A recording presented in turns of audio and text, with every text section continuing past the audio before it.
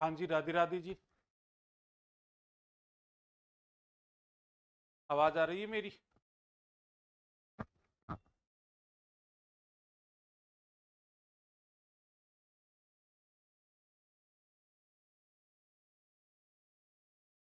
चलो ठीक।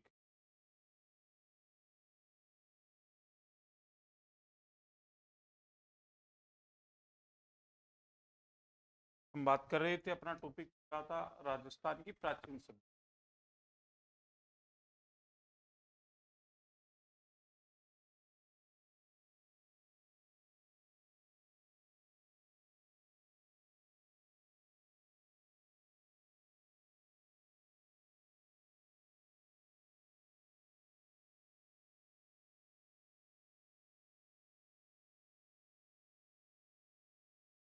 टॉपिक चल रहा था राजस्थान की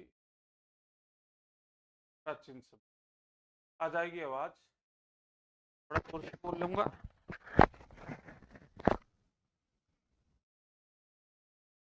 राजस्थान की प्राचीन सभ्यताओं की बात करें तो आज आपकी तीसरी सभ्यता है आहड़ की सभ्यता।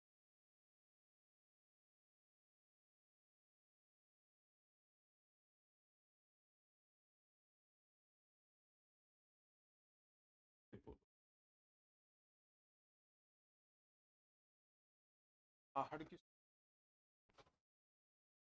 हेडिंग डालो, आहड़ की सभ्यता उदयपुर।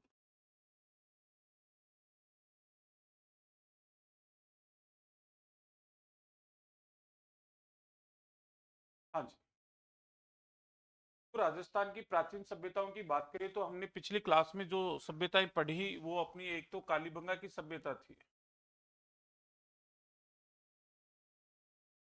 और दूसरी अपनी बैराट की सभ्यता थी।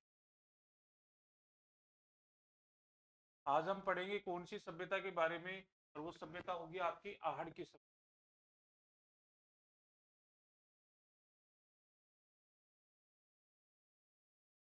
बोल दिया है सर को वो मेवाड़ के, आपको भीमसेन के आगे भेज दे।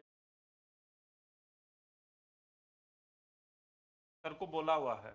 देखो, आहड़ की बात करें तो सबसे पहले हम बात करते हैं खोज। आहड़ की खोज 53 ईस्वी में, तो 53 ईस्वी में इसकी खोज की अक्षय कीर्ति व्यास के द्वारा। अक्षय कीर्ति व्यास के द्वारा तो इसकी खोज की गई 1953 ईस्वी में अक्षय कीर्ति व्यास ने। फिर बात करते हैं खुदाई की। तो इसकी खुदाई अलग अलग समय में की गई, और अलग अलग अलग समय में किस किस ने की? रतन चंद्र अग्रवाल ने,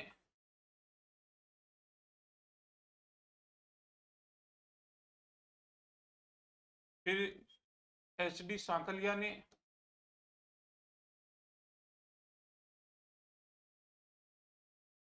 यानी हसमुख लाल धीरज सांकलिया ने। हसमुख लाल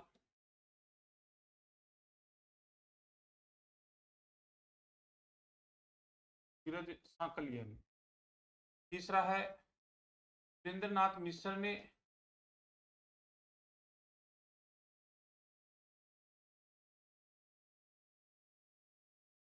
होता है डेक्कन कॉलेज पुणे ने।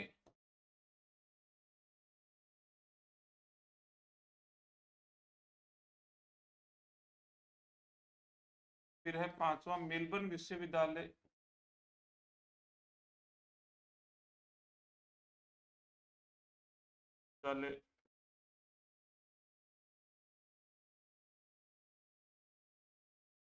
ऑस्ट्रेलिया। इस प्रकार से राम राम जी, सरवण चौधरी। इस प्रकार से इनकी खुदाई की गई रतन चंद्र अग्रवाल के द्वारा, एच डी साकलिया के द्वारा, वीरेंद्र नाथ मिश्र के द्वारा, डेक्कन कॉलेज पुणे के द्वारा। इन लोगों ने इनकी क्या की गई थी? विस्तृत खुदाई की थी। फिर आगे की बात करें स्थल की।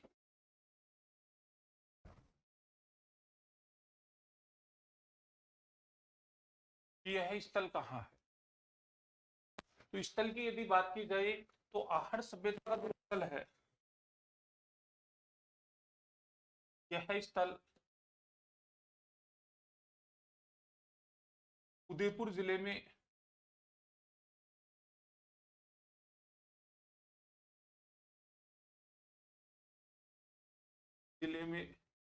बनास की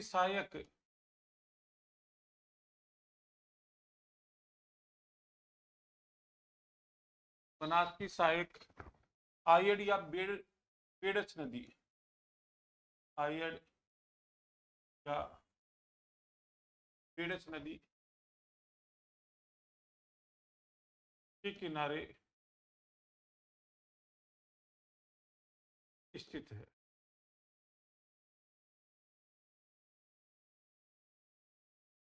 तो इस सभ्यता की बात की जाए तो ये स्थल कहाँ उदयपुर जिले में है, और उदयपुर जिले में बनास की एक सहायक नदी है आयड़ या बेड़च। क्योंकि आयड़ या बेड़च नदी की यदि बात की जाए तो इस नदी का उद्गम होता है उदयपुर जिले में, और उदयपुर जिले में यह गोगुंदा की पहाड़ियों से निकलती है। कौन सी पहाड़ियों से निकलती है? गोगुंदा की पहाड़ियों से निकलती है।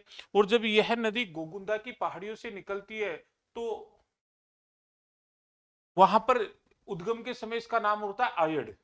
आयड़ नदी के नाम से यह उदयपुर शहर के बीचों बीच बहती है, और उदयपुर शहर के बीचों बीच बहती हुई यह उदय सागर झील में गिरती है, और उस झील से निकलते इसका नाम हो जाता है बेड़च। वहीं बेड़च नदी के संगम और आयड़ नदी के संगम नहीं किनारे पर यह सभ्यता विकसित है। फिर ये उदयपुर से चली जाती है चित्तौड़गढ़। चित्तौड़गढ़ में इसमें एक नदी आकर मिलती है गंभीरी नदी, और गंभीरी और बेड़च नदी के संगम पर एक पठार बना हुआ है मेसा का पठार, और उसी मेसा के पठार पर एक किला है जिसका नाम है चित्तौड़गढ़ का किला। याद रखना, चित्तौड़गढ़ का किला बेड़च और गंभीरी नदी के संगम पर बना हुआ।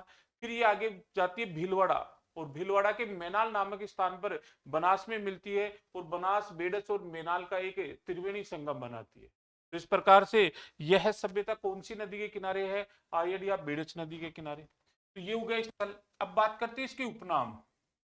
देखो यह जो सभ्यता है यह अपने उपनामों से भी जानी जाती है, कि आहड़ की सभ्यता को कई उपनामों के नाम से जाना जाता है। और इनके जो उपनाम है वो कौन कौन से, उनकी बात करें हम। पहला उपनाम है इसका बनास की सभ्यता। पहला उपनाम क्या आ गया इसका? बनास की सभ्यता इसका पहला उपनाम है। फिर है ताम्रवती सभ्यता, का दूसरा उपनाम कौन सा आ गया? ताम्रवती सभ्यता। फिर है आघट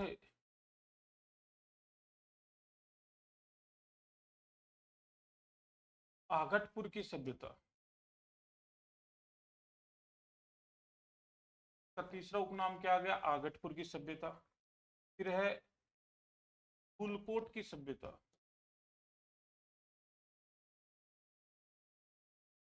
और किस नाम से जाना जाता है? फूलकोट की सभ्यता के नाम से भी। बड़े मर्द भांडू की सभ्यता,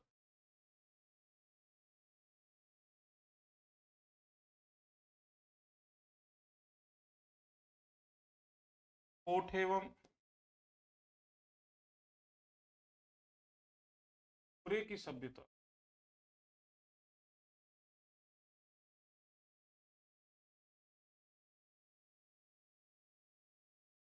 महासतियों का टीला।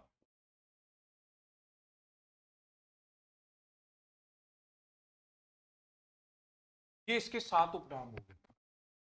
जो इसको बनास की सभ्यता भी कहा जाता है, इसको ताम्रवती सभ्यता के नाम से भी जाना जाता है, इसको आगटपुर की सभ्यता भी कहते हैं, धूलकोट की सभ्यता भी इसको कहा गया है, बड़े मर्दभांडों की सभ्यता भी कहते हैं, कोट हेम गोरे की सभ्यता भी कहते हैं, और महासतियों का टीला भी कहते हैं।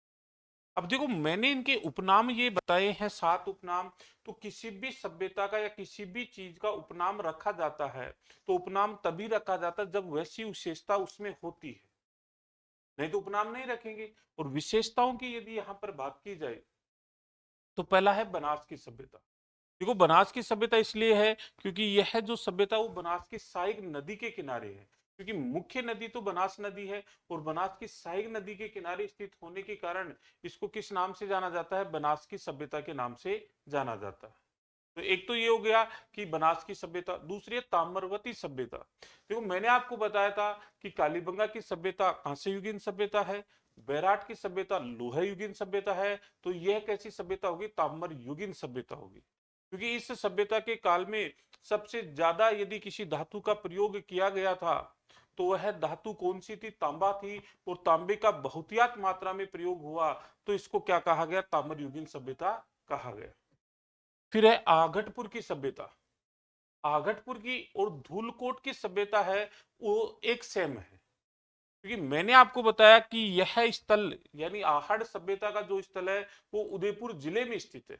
अब उदयपुर जिले में स्थित है तो कौन से मतलब कस्बे में है, और कौन से कस्बे में है तो कौन से टीले की खुदाई में ये मिली?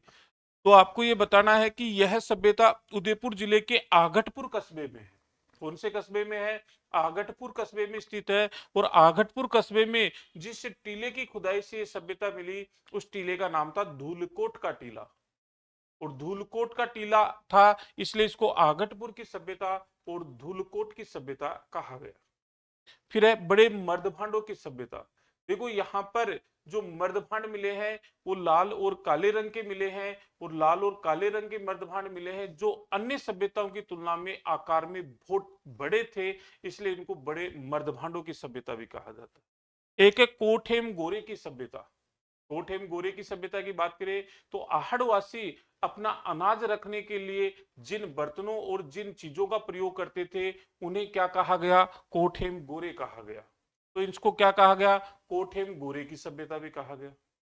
अब आहड़ को महासतियों का टीला भी कहा जाता है, क्योंकि मेवाड़ पढ़ाते समय मैंने आपको बताया था कि मेवाड़ के महाराणाओं की जो छत्रियां बनी हुई है वो आहड़ में बनी हुई है।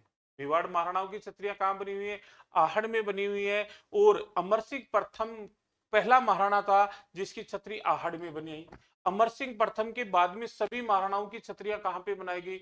आहड़ में बनाई गई। इसलिए मेवाड़ महाराणाओं के शमशान घाट आहड़ में थे। और उसी आहड़ को किस नाम से जाना जाता है? महासतियों के टीले के नाम से भी जाना जाता है। तो इस प्रकार से ये आपके साथ क्या हो गए? उपनाम हो गए। इनसे रिलेटेड कोई लाइन है वो मैं साक्ष्य में लिखवा दूंगा जिससे कि आपको याद भी हो जाएगी और आप अपने नोट्स में भी राइट कर लोगे। ठीक है, आगे चलते। खुदाई से प्राप्त साक्ष्य। खुदाई से प्राप्त साक्ष्य। आहड़ सभ्यता की खुदाई में हमें कौन कौन से साक्ष्य मिले की बात करते हैं। तो आहड़ की खुदाई जब की गई तो मैंने आपको बताया था कि ये ताम्रयुगीन सभ्यता थी, लेकिन यहाँ पर तांबे का उत्खनन भी किया जाता था। तो 40 तांबे की खान।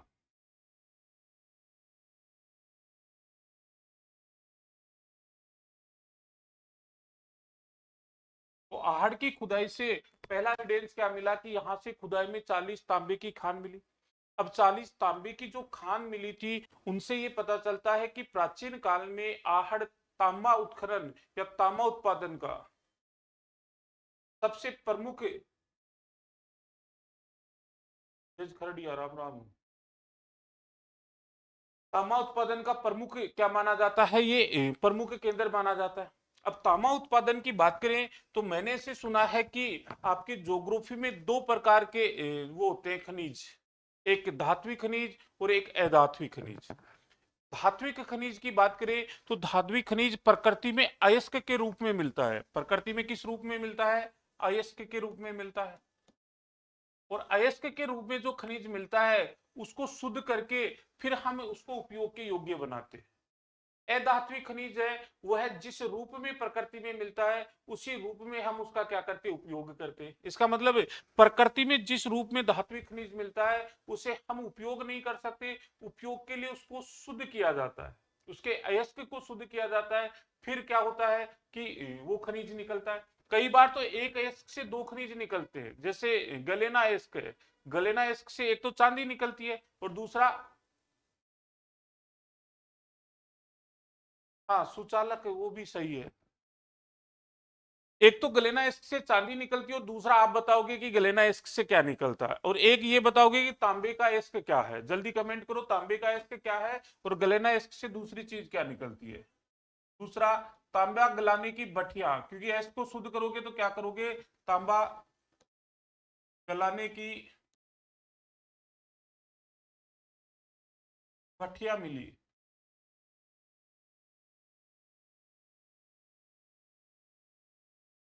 तो याद रखना कि यहां से तांबा गलाने की भट्टियां मिली।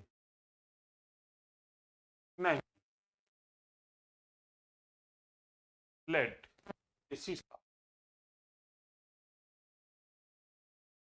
नेहा पुनिया का सही है, शीशा।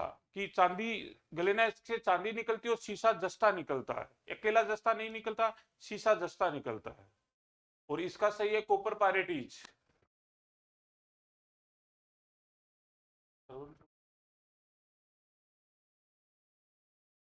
हाँ जी, धात्विक के खनिज है। तो तांबे का जो एस्क है कॉपर पायरेटीज है।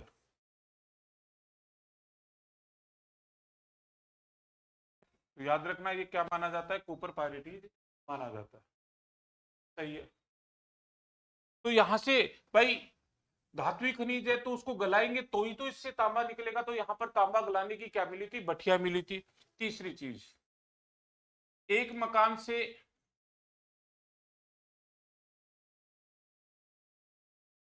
6 चूल्हे मिले।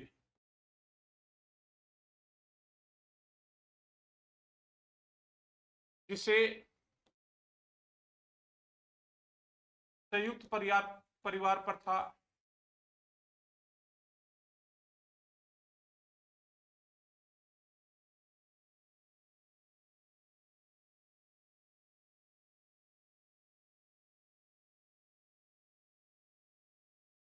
माना जाता। तो एक ही मकान से 6 चूल्हे मिले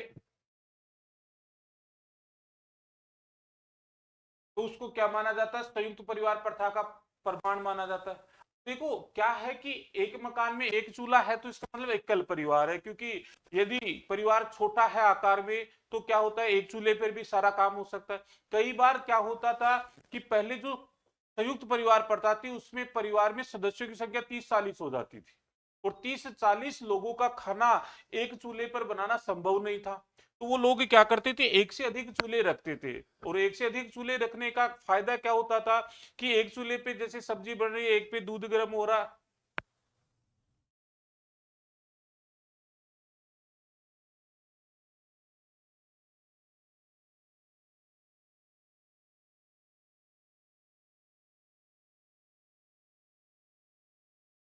तो एक पे दूध एक पर सब्जी, ये अलग अलग बन रहा है, क्योंकि 40 लोगों का खाना यदि एक चूल्हे पे बनेगा तो सुबह का खाना बनते बनते दोपहर हो जाएगी, और खाना समाप्त होगा उससे पहले शाम का खाना आपको जरूरी है।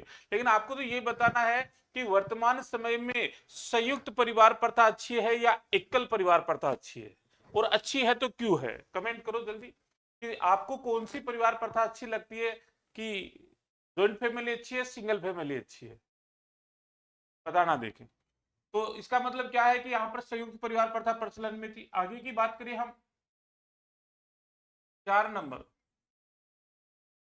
पूजा की थाली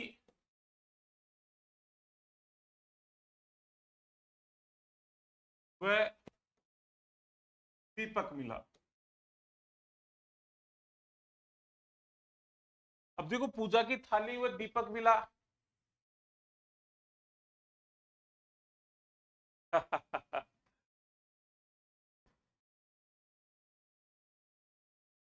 हाँ, दो मुंह वाला भी ठीक है। सतीश ने कहा ज्वाइंट फैमिली अच्छी है। कि ललिता कह रही है कि संयुक्त परिवार प्रथा में लड़ाइयाँ बहुत होती है, मुझे तो सिंगल फैमिली किसी का ओहो इंटरफेयर नहीं रहता, लेडीज को सिंगल, जेंट्स को संयुक्त। सही कहा नीरज ने। देखो चलो मैं आपकी सबकी बातों की और भावनाओं की कदर करता हूं कि आपने अपने हिसाब से जो आंसर दिया। चलो ठीक है, जो चल रहा है वो अच्छा चल रहा है, लेकिन यदि समाज में जॉइंट फैमिली होती तो जीने का मजा ही कुछ और होता। कि वो सिंगल फैमिली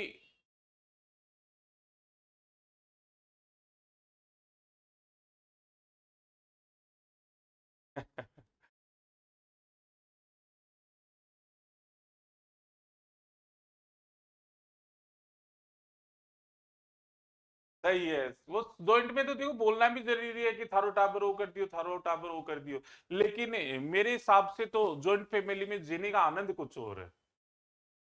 वैसे मैं भी रह रहा हूँ सिंगल में ही, लेकिन जॉइंट फैमिली जैसा कोई मतलब मजा नहीं सिंगल में। सिंगल में रहने का मतलब है अपने तक सीमित रहना, और अपने तक सीमित रहने का मतलब जैन धर्म में व्यक्तिवादी लोग हो गए कि जो केवल अपने स्वार्थों के लिए जी रहे हैं।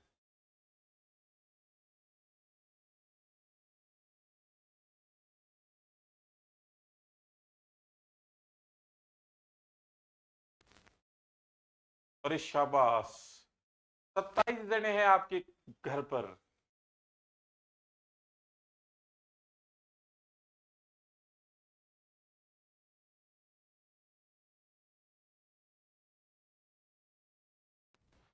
वो श्रवण चौधरी ये कह रहे कि मेरे में 32 है और सारे साथ रहते हैं, 23 का।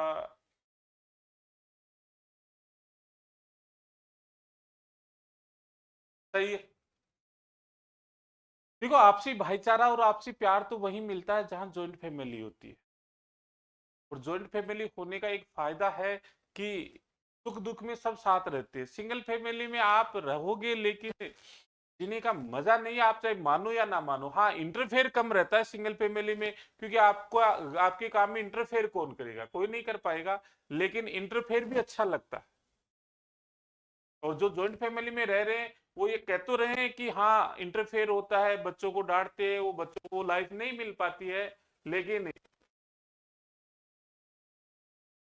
सही है, दादाजी का ऑर्डर चले आज भी सर, सही है एकदम।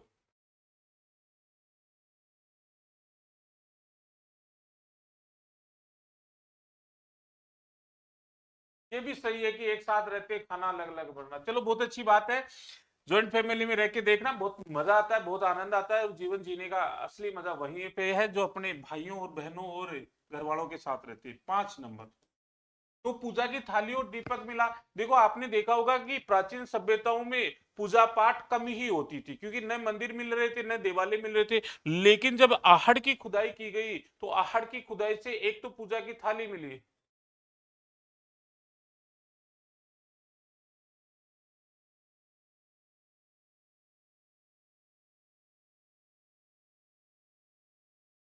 चलो वो अपना अलग मामला है कि आपको पसंद नहीं, लेकिन इंटरफेयर टोकना सही है, बच्चे बिगड़ते नहीं है।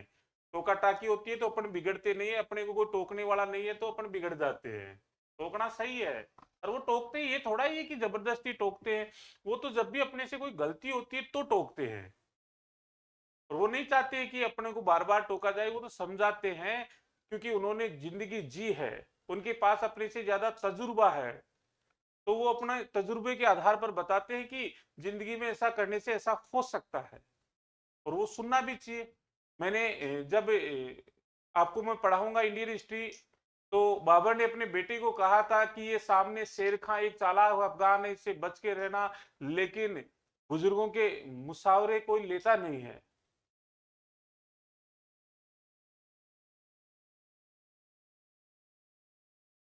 चलो ठीक है। तो पूजा की थाली और दीपक मिला। फिर 5 नंबर की यदि बात की जाए तो 5 नंबर पर बिना हत्थे के जल पात्र मिले। बिना हत्थे के जल पात्र मिले,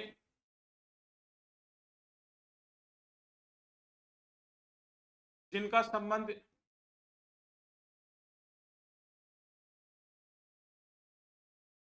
ईरान की सभ्यता से माना जाता है। जिनका संबंध ईरान की सभ्यता से माना जाता है।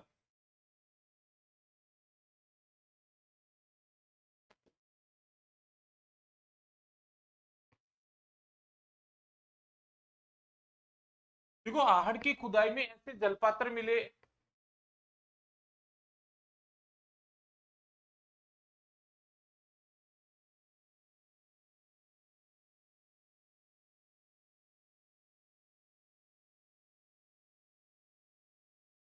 सही है कि यहाँ की आहड़ की खुदाई से जब ये बिना हत्थे के जलपात्र मिले, तो बिना हत्थे के जलपात्र विश्व की सभी सभ्यताओं में से केवल एक सभ्यता में थे, और ईरान की सभ्यता के लोग ही बिना हत्थे के जलपात्रों का प्रयोग करते थे। और वैसे ही जलपात्र जब आहड़ से मिले तो इतिहासकारों ने बताया कि संभवतः ईरान और आहड़ की सभ्यता के मध्य कोई ना कोई संबंध रहा होगा, और जब ये संबंध रहा है तभी वहां के जलपात्र यहाँ की खुदाई से मिले थे। 6 नंबर, बैल की मिट्टी से बनी मूर्ति मिली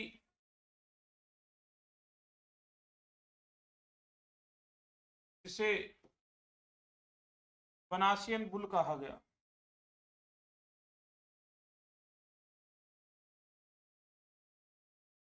बनासियन बुल कहा गया। तो याद रखना कि बैल की मिट्टी से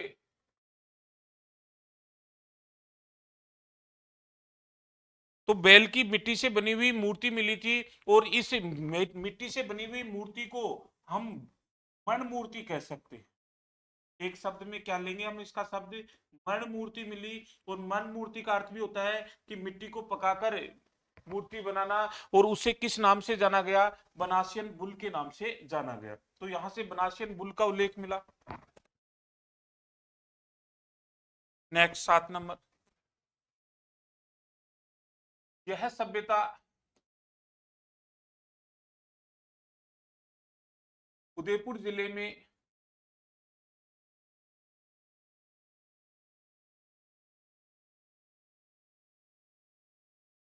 आगटपुर कस्बे के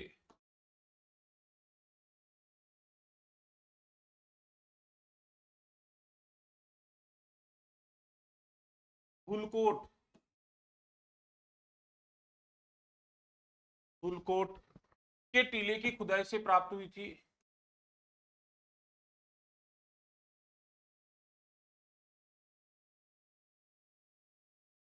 खुदाई से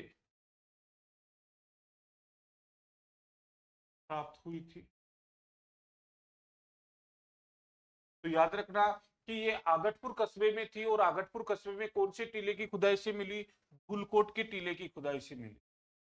8 नंबर, यहां पर बात की जाए तो 8 नंबर की बात करें तो यहां पर पशुपतिनाथ शिव, यूनानी देवता, सॉरी, यूनानी देवता अपोलो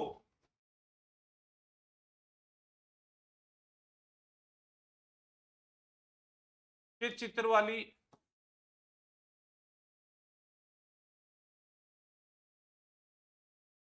मोहर मिली जिस पर यूनानी भाषा में लेख लिखा हुआ था।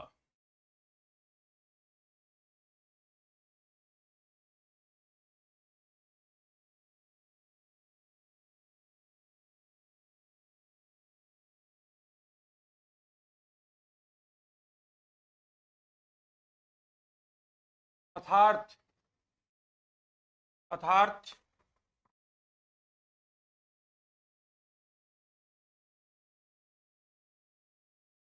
आहड़वासी यूनान के साथ व्यापार करती थी।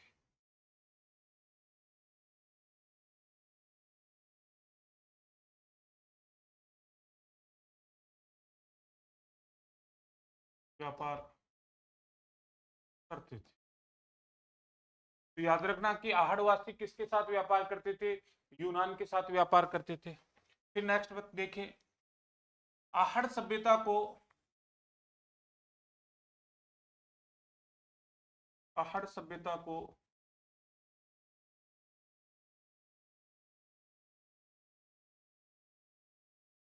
ग्रामीण सभ्यता माना गया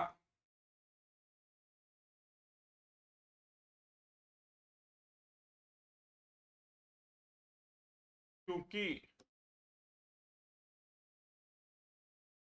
यहाँ का नगर नियोजन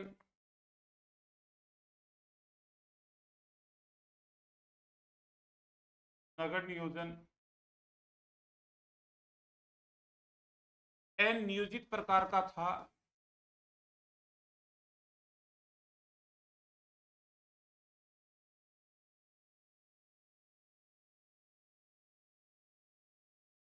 जिसमें घास फूस व कच्ची ईंटों के मकान बने हुए थे।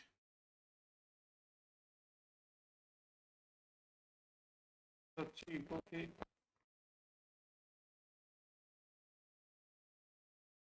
मकान बने हुए थे। इनकी नींव में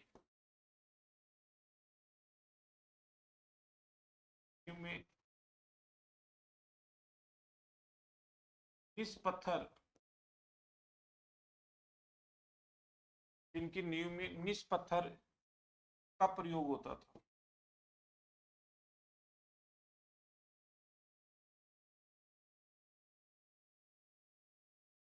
तो याद रखना कि हाड़वासियों को ग्रामीण सभ्यता कहा गया। मैंने आपको कालीबंगा की सभ्यता के बारे में बताया था कि वो है नगरीय सभ्यता थी और वहां का नगर नियोजन बहुत अच्छा था।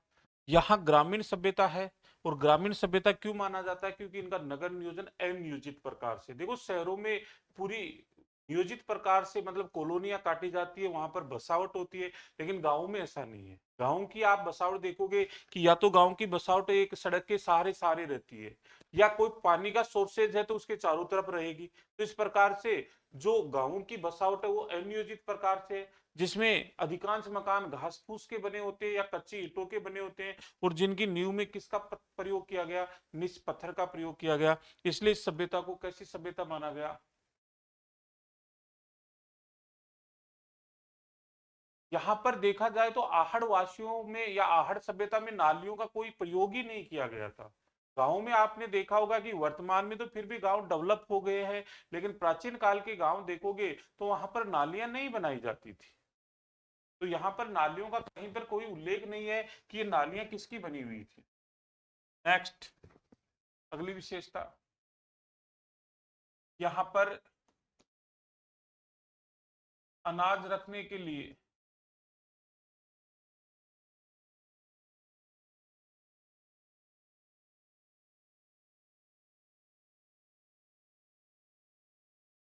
बड़े बड़े बर्तनों का प्रयोग किया गया।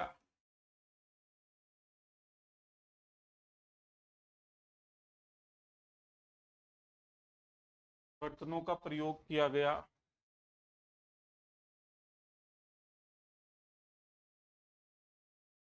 जिसे कोठेन गोरे नाम दिया गया।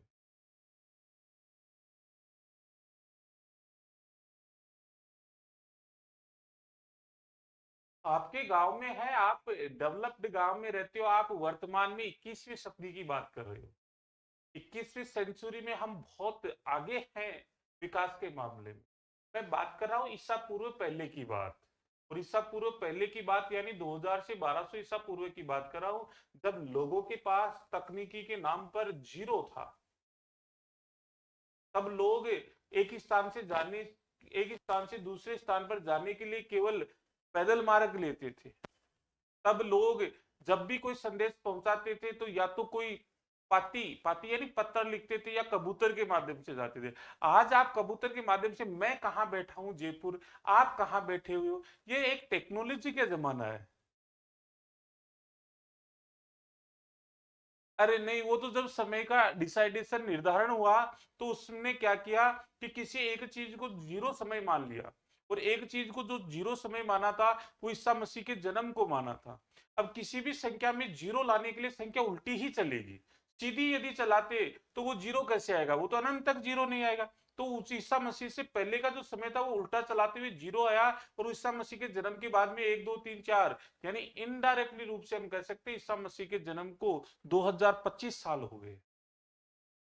तो ये वर्तमान के गांव तो मतलब शहरों को भी फैल कर रहे हैं, क्योंकि वर्तमान में तकनीकी विकसित हो चुकी है। आज कहां पर आप बैठे हो, कहां पर मैं बैठा हूं, कहां पर मैं पढ़ा रहा हूं, कहां पर आप पढ़ रहे हो, ये एक मतलब टेक्निकल युग का ही तो वो है कमाल। नहीं तो आपको पढ़ने के लिए जयपुर नहीं आना पड़ता, और जयपुर आने के लिए फिर खर्चा चाहिए। अब आप घर बैठे बैठे पढ़ रहे हो, सही है ना?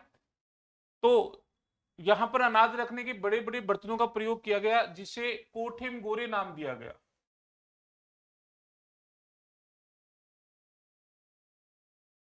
कोठ है गोरे नाम दिया गया।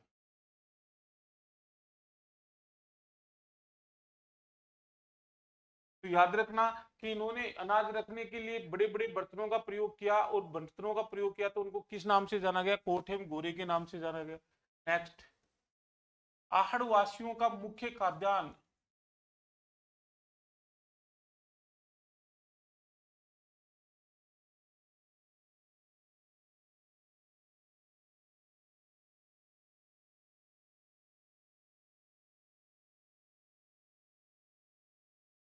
चावल था। नेक्स्ट, यहां से लाल व काले मृद भांड मिले,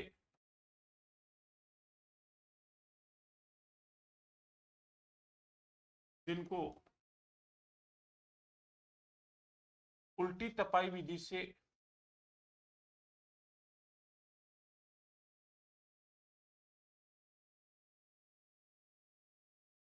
तपाई विधि से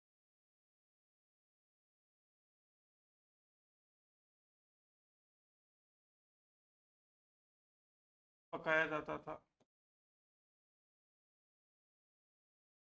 नेक्स्ट,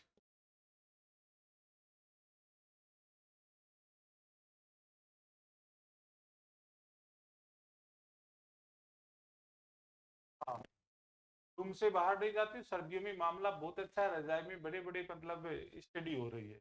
नहीं तो इस सर्दी में जब बाहर निकलोगे, और 2-3 दिन से सर्दियां भी बहुत तेज पड़ रही है, तो इससे आपको नुकसान हो सकता है। फिर बात करें हम, यह सभ्यता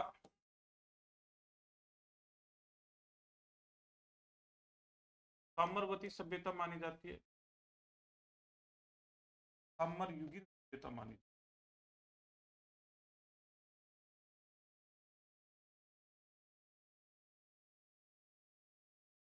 सभ्यता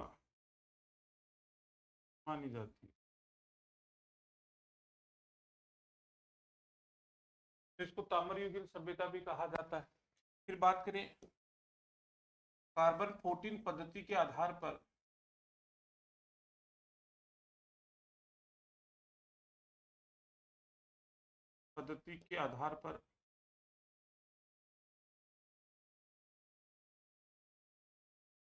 सभ्यता का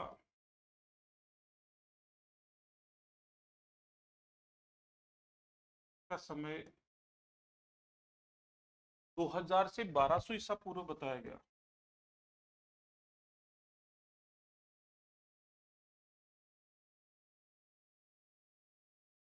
बताया गया।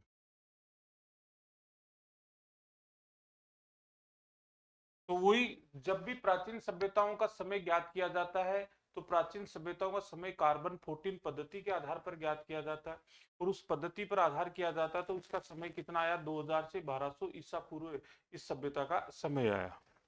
नेक्स्ट, यहाँ के लोग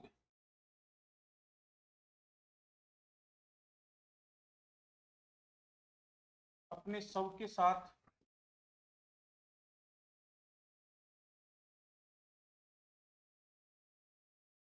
आभूषण भी दफनाते थे।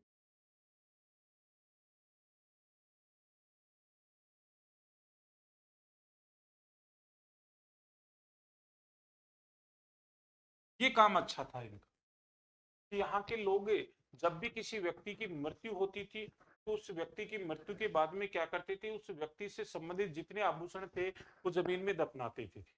इससे एक फायदा हुआ कि आजकल मरने के बाद सबसे ज्यादा लड़ाई होती है, जो भी लड़ाइयां हैं केवल इनके लिए ही होती है। ये जो आभूषण है,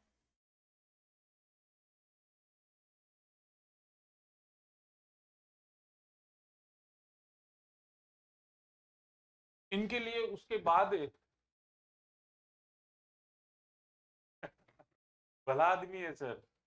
नहीं, भला तो क्या है, देखो अच्छी बात है, क्योंकि उसके साथ उसकी परिसंपत्तियां खत्म हो जाए। अरे सबसे पहले नहीं खोलते हैं। अब तो समस्या ये बनी रहती है कि 12 दिन कैसे बीते और मम्मी पापा वाली तिजोरी कहाँ रखी हुई है। क्योंकि मम्मी पापा अक्सर छोटे बेटे के पास रहते हैं, और छोटे बेटे के पास रहते हैं तो उनके ये डर रहता है कि कहीं छोटा बेटा दबा के ना रख ले। एक मम्मी पापा की जो संपत्तियां हैं वो मतलब सबके सामने भी नहीं रहती, तो फिर वो कयास लगाते रहते हैं, मम्मी के पास ये भी था, मम्मी के पास वो भी था, कहाँ गया, ये रख लिया वो रख लिया। तो इसके लिए सबसे ज्यादा प्रॉब्लम्स होती है छोटे बेटे को। किसको होती है? छोटे बेटे को होती है। तो ये वैसे ठीक नहीं है। या तो मम्मी पापा को ऐसा करना चाहिए, जीवन काल में ही बता के जाना चाहिए, अपनी परिसंपत्ति लिख के जानी चाहिए अपनी, मतलब जिसको अपन बोलते हैं, ये क्या बनाते थे जो बड़े लोग बनाते हैं ना, नाम नहीं आ रहा शब्द, वसियत। अपनी वसियत बना के जानी चाहिए।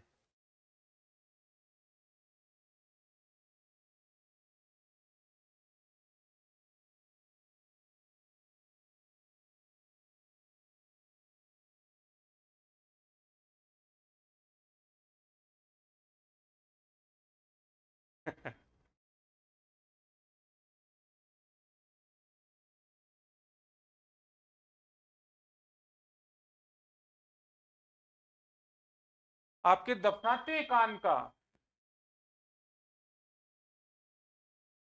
फिर राम बनवाएगा अपनी वसियत?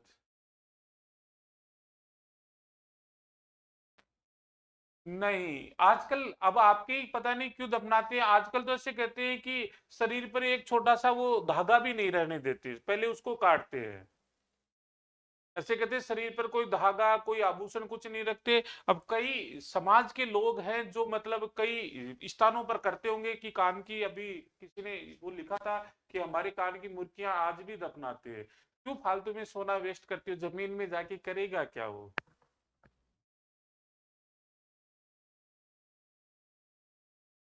आपको कैसे पता कि नेहा ने बोला होगा कान वाले के बारे में? ललित आप बहुत जानती है नेहा के बारे में है। वैसे ये काम सही है कि जिसके साथ खत्म हो जाए, नई जिंदगी मिलेगी, नई जिंदगी मिलेगी तो जो नए लोग आएंगे। अच्छा, पहले भी बोला था।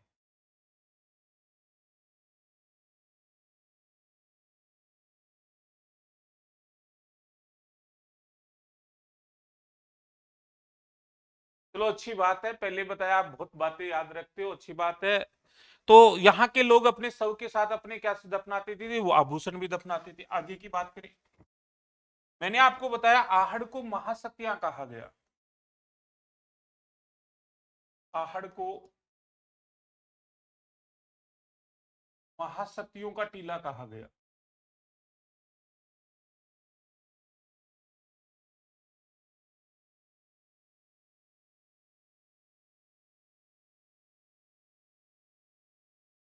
जहां पर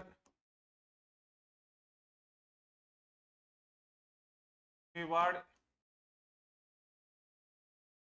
महाराणाओं के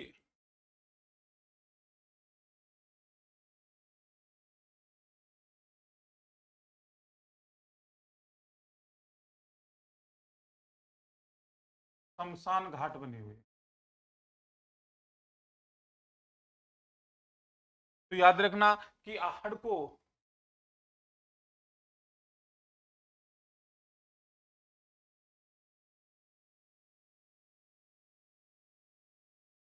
अरे वाह,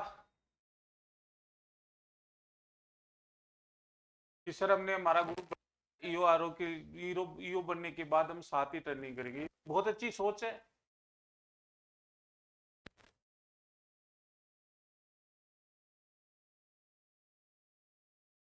एपी पुलिस।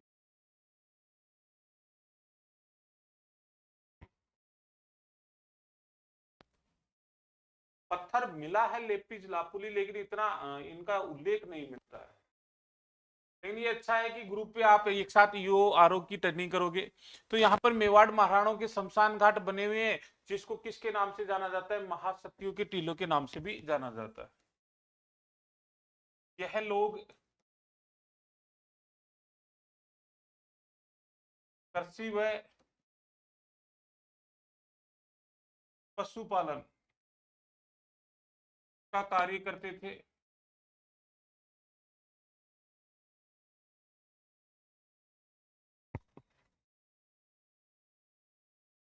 चलो कोई बात नहीं, मैं लिखा देता हूँ, लेपुज लापुली पीले रंग का पत्थर मिला।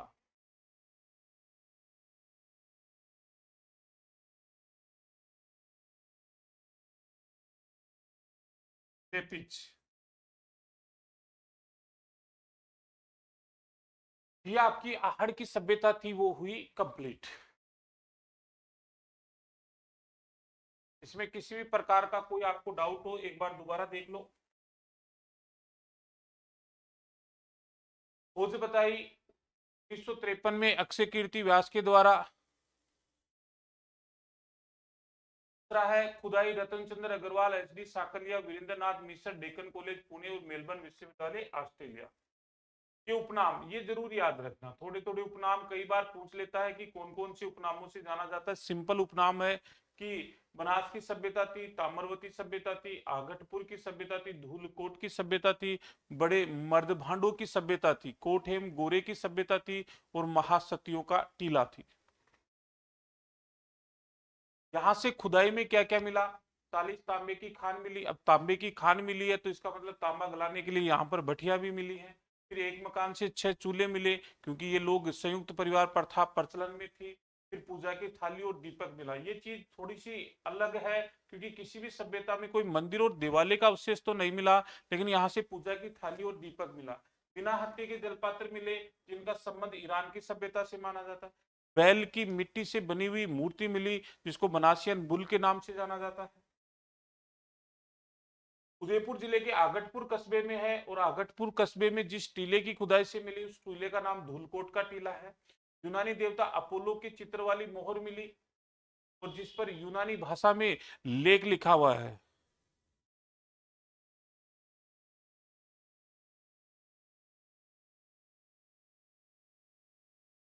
बलुए पत्थर के ऐसे ही है कि यहां से सिलबट्टे मिले थे। बलुआ पत्थर नहीं है, सिलबट्टे मिले थे, जिससे कि मतलब कुछ जो ये क्या बोलते हैं, मसाला वगैरह पीसा जाता था।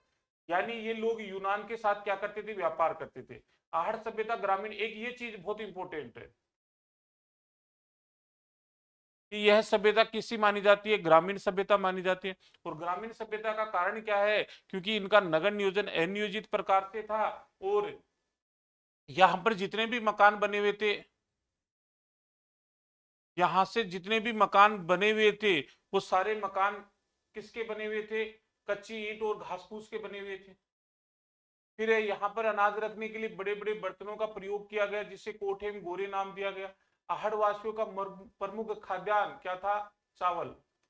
और खाद्यान्न के साथ साथ दो मुंह के चूल्हे, यानी एक से आग जल रही है, दूसरे से धुआं निकल रही है, तो दो आज भी बनाते दो मुंह के चूल्हे। तो लाल व काले मर्दभांड मिले, जिनको उल्टी तपाई विधि से बनाया जाता था। यहाँ से कहते पकाने के लिए अपचयन और ऑक्सीकरण का प्रयोग किया जाता था, उल्टा करके पकाते थे।